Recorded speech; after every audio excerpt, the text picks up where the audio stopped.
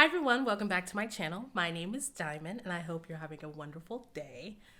We're gonna just skip into it because Vaughn told me that he has a very short attention span and when he watches my videos, he loses track. So this is for you, Vaughn.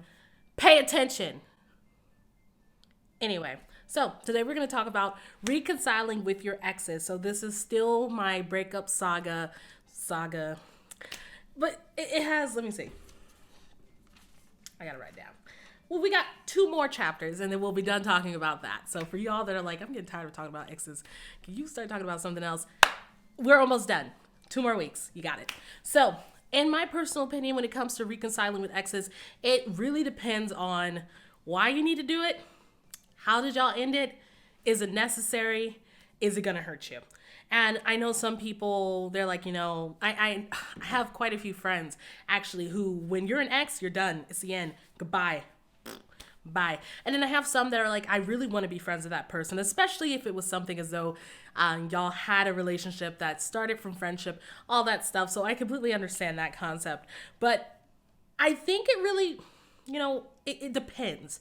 As we were talking about our last couple of videos, that you really, at this point, after breakups, you have to start reevaluating, who am I outside of this relationship? What do I want? What do I need? How do I need to be taken care of?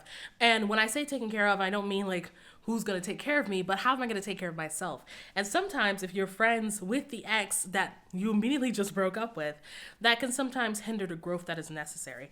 Now, I'm not being bitter. I'm not like, I know there's going to be people to comments like, it's like, damn, this bitter potato always telling people not to. I'm saying that have a degree of separation to a point where there is a difference between what your relationship was and what your relationship now is.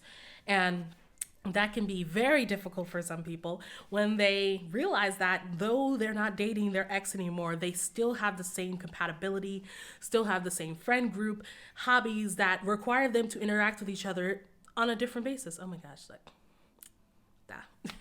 but be aware of what's necessary for your growth. And I do think there is a point where you have to decide, we may not have worked out as partners, we may not have worked out as lovers, whatever the situation is. I don't think our friendship is going to be able to withstand what happened in our relationship. Because we're people, we have brains, we remember stuff as people are very keen on forgiving, which I guess is good. But we don't forget. We don't, and I see that time and time and again in relationships and in friendships. When I say relationship this time, I'm going to talk about all types of relationships, platonic, or like romantic, anything like that. We do remember the way people treated us. We do remember the reasons why we are no longer at the standing we were before.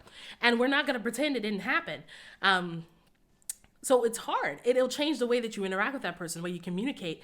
And you have to decide if it's worth your time and effort and energy and emotional capacity to keep interacting with this person if you are acutely aware or if it's still burning about how y'all ended up ending. You feel me? Because to be completely honest, it could be like a parting of ways where, simply we are in different places of our lives and I'm going this way, they're going that way. Blah. Okay, great, fine. But it can be difficult when you're sitting there thinking, well, why didn't they just do what I wanted to do so we could still be together? And they're probably thinking that too. Why didn't they just compromise and we could have moved across the country together or blah, blah, blah, whatever the situation is. Try to be aware about what's going on before you decide to initiate that contact. Comfort is a very tricky thing to deal with. This is coming from me, a person who loves routine. I love comfort. I know what it's like to know, okay, I'm no longer in a relationship, but I like the way that they did this. I like the way that we could talk about that. I like this. And then it makes things very awkward. And I think our last video, we talked about that, about how without a degree of separation of some sort or a few degrees, it can be difficult trying to realize, hey, we are not in a relationship anymore. This is it. Get away from me.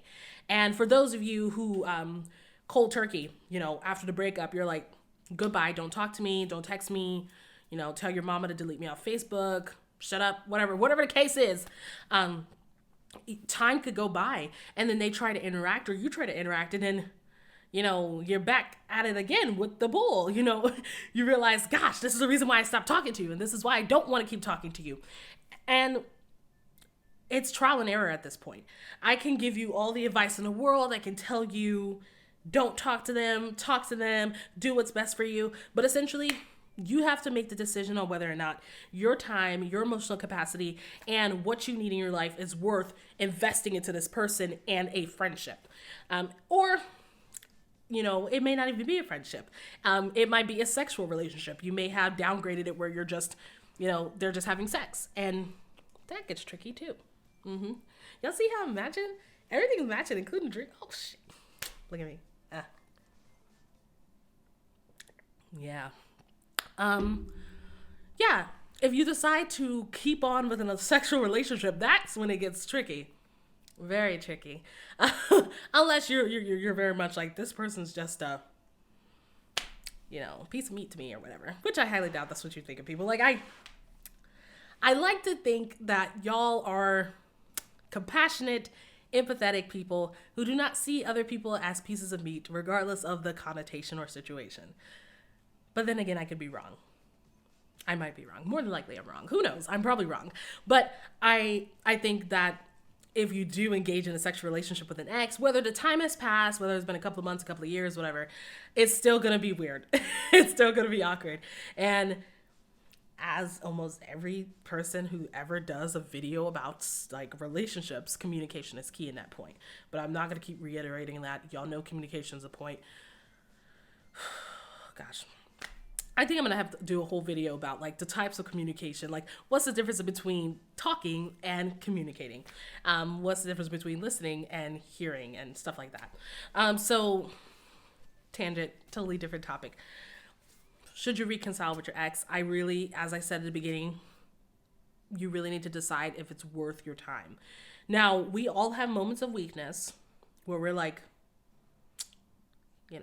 I need validation, I need admiration, I need sex, I need love, I need whatever it is this person is able to give to you. And